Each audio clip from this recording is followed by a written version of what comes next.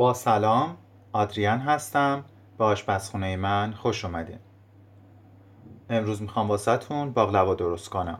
مواد اولیه این باقلوا خمیر یوفکا به مقدار نیاز، شکر 1 پیمانه، آب 2 پیمانه، کره و زعفرون به مقدار نیاز، پودر پسته 1 پیمانه، هل 1 قاشق مرباخوری، پودر گل سرخ 1 قاشق چایخوری و به 1 نصف لیمو هم نیاز داریم. درست کردن باقلوا کار سختی نیست و موادی که دارین میبینین راحت تو هر خونه‌ای پیدا میشه. حتی خمیر یوفکا هم قیمتی نداره، شما میتونید از فروشگاه تهیه کنین و این باقلوا رو به صورت خونگی برای خودتون و خانواده‌تون درست کنین. من امروز بهتون یاد میدم که باقلوا درست کردن هیچ کاری نداره و خیلی هم راحته. ابتدا من میام آب، شکر، پودر گل سرخ و پودر هلمو و همینطور آب لیمو رو یه مقدار مخلوط میکنیم. بذاریم روی حرارت تا به جوش بیاد و به قوام برسه. یه ظرفی رو باید در نظر بگیرین برای گذاشتن باقلوا داخله. بعد از اینکه ظرفتون رو انتخاب کردین، کف ظرف رو باید با کره و زعفرون چرب کنین. یه نکته در مورد خمیر یوفکا باید بهتون بگم، شما به اندازه نیازتون باید خمیر رو از پلاستیکش در بیارین. برای لایه اول ما به 2 ورق از خمیر یوفکا نیاز داریم.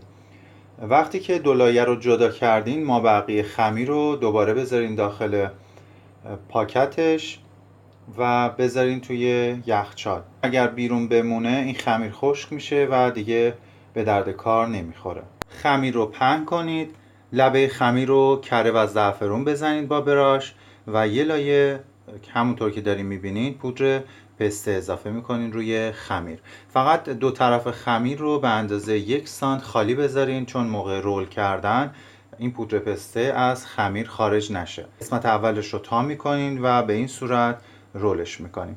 به همین صورت که دارین رول میکنین، مابینش هم کره و زعفرون بمالین تا اینکه کامل این رول شه.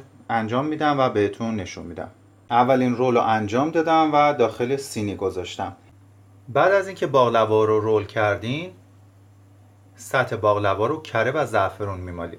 من به اندازه‌ای که میخواستم این باقلوا رو رول کردم. شما هم میتونین به اندازه مصرفتون کارو انجام بدین. بعد از اینکه سطح باقلوا رو چرب کردین، باقلوا رو به اندازه‌ای 5 سانتی متر برش میزنین و روی باقلوا رو پودر پسته میریزین. وقتشه که بذاریم داخل فرن.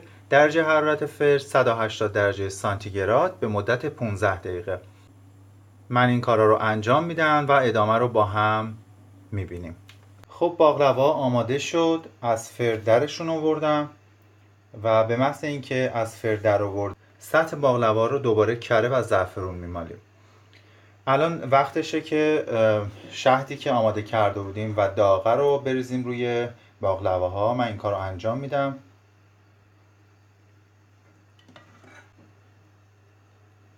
و میز باقلوا با شهد کاملا مخلوط شه و شهد به خورد باقلوامون بره.